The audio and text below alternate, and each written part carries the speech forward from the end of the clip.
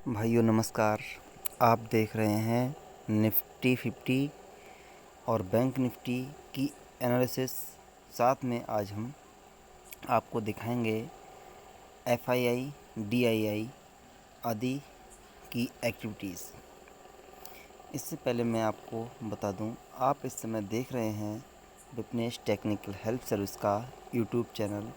इस चैनल पर आप लोगों को Nifty 50, bank Nifty, global market, FIDI आदि की एक्टिविटीज़ दिखाई जाती है। आज हम वही चीज़ देखने जा रहे हैं इस वीडियो में हम देखेंगे, क्योंकि जब हम ट्रेडिंग करते हैं तो हमें एफआईआई और डीआईआई जो मार्केट चलाते हैं, यानी बहुत बड़े बड़े इन्वेस्टर्स, उनका भी ध्यान रखना बहुत ज़रूरी होता है कि ये लोग क्या कर सकते हैं। एफआईआई का मतलब होता है फॉरेन इंस्टीट्यूट इन्वेस्टर और डीआई का मतलब होता है domestic institute investor.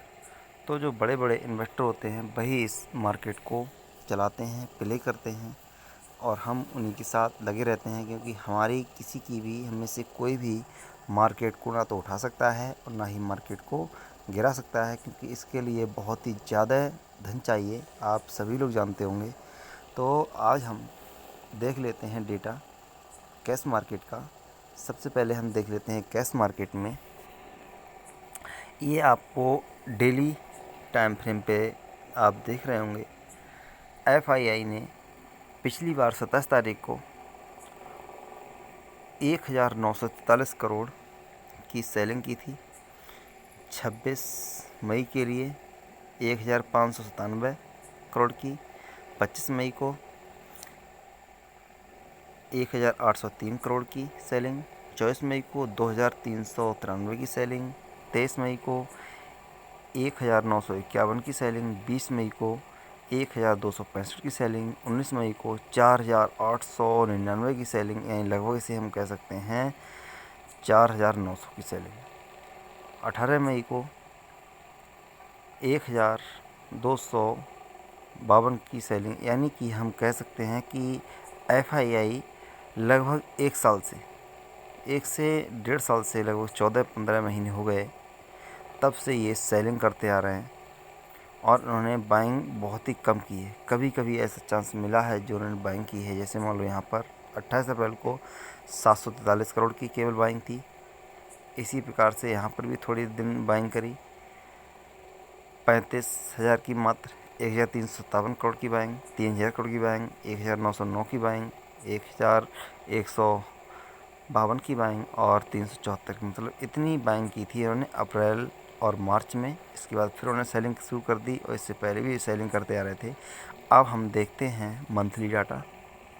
Monthly data पे आप देख रहे होंगे, मंथली डाटा में आप अगर अनुमान लगाना चाहें तो आप देख सकते हैं कितने महीनों से ये सेलिंग कर रहे हैं। 1 2 3 4 5 6 7 8 9 10 11 12 13 14, यानी कि लगभग 14 महीनों से एफआईआई सेलिंग प्रेशर में है, सेलिंग बना रहे हैं मार्केट पर। केवल सितंबर में इन्होंने 913 करोड़ का माल खरीदा था, बाकी सब बेचा ही है इन्होंने अब तक। तो इतनी बड़ी बिकवाली इन्होंने आज तक नहीं की। जब आप अर्ली चार्ट पर देखेंगे, अर्ली डेटा जब आप देखेंगे तो आपको ये पूरा अनुमान लग जाएगा कि कैसा क्या मार्केट में हुआ है। अब हम आते हैं अर्ली डाटा पर। जो सालाना डाटा है, इन्होंने 2022 में 2,24,791 करोड़ का माल बेचा है। इन्होंने 2000 में, सन जो 2022 है, 2,24,791 करोड़ का इन्होंने माल बेचा है, और 2021 में इन्होंने 91,000 करोड़ का, 91,626 करोड़ का माल बेचा है। अब आप एक अनुमान लगाएं, इन्होंने इतनी बड़ी बिकवाली किसी भी साल नहीं की थी, और इतनी बड़ी ख़रीदारी भी कभी नहीं की। 2020 में 65,000 की ख़रीदारी की थी, 19 में 39,000 करोड़ की ख़रीदारी की थी, और 18 में 73,000 करोड़ का माल बेचा था, 17 में 44 का बेचा था, 16 में 10,000 का बेचा था, 15 में 20 का बेचा था, 14 में 67,000 की खरीदारी थी, 13 में 87,000 करोड़ की खरीदारी थी, 2012 में 1,01,116 की खरीदारी करोड़ की खरीदारी थी 2011 में। मतलब ये गिनती जो है करोड़ों में है, आप ये ध्यान दें। मैं भले बोलते समय ध्यान नहीं रहता मुझे, लेकिन आप ये ध्यान रखें। इससे ये है 2011 का डाटा है 26,598, तो ये करोड़ है। 10 में 61,513 करोड़। 2009 में 24,820। 2008 में 1,01,802 करोड़ का डाटा। तो इन्होंने इस प्रकार की बिकवाली, आपके सामने है सारा चार्ट 2008 से लेकर के 22 तक, इतनी बड़ी बिकवाली आपने कभी नहीं देखी। अगर आप टोटल अनुमान लगाना चाहें तो ये माल 3,00,000 करोड़ से ऊपर का है। 3,00,000 करोड़ से ऊपर का माल इन्होंने बेच दिया है। आप देख रहे होंगे, इकाई, दहाई, सैकड़ा, हज़ार, 10,000, लाख, यानी 3,00,000 करोड़ का माल, 3,00,000 करोड़ से ऊपर का माल इन्होंने बेचा है। और हमारे जो DII हैं उन्होंने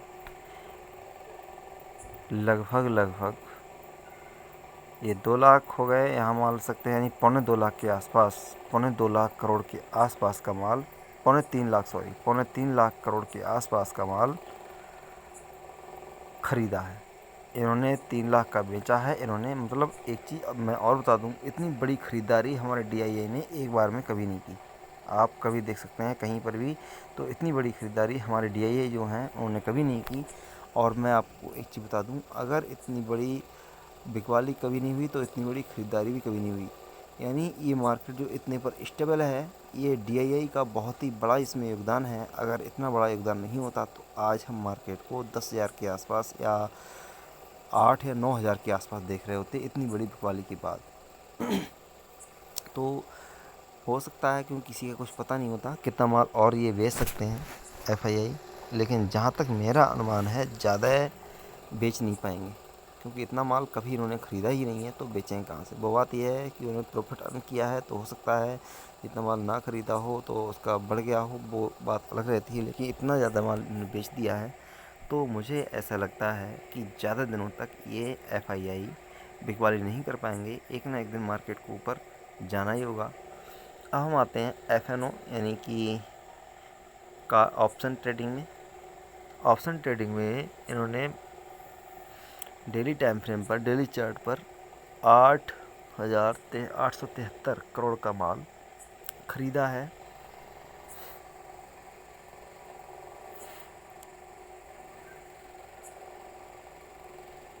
ये FI का डाटा है, ये FI का डाटा है, इन्होंने ये माल ख़रीदा है।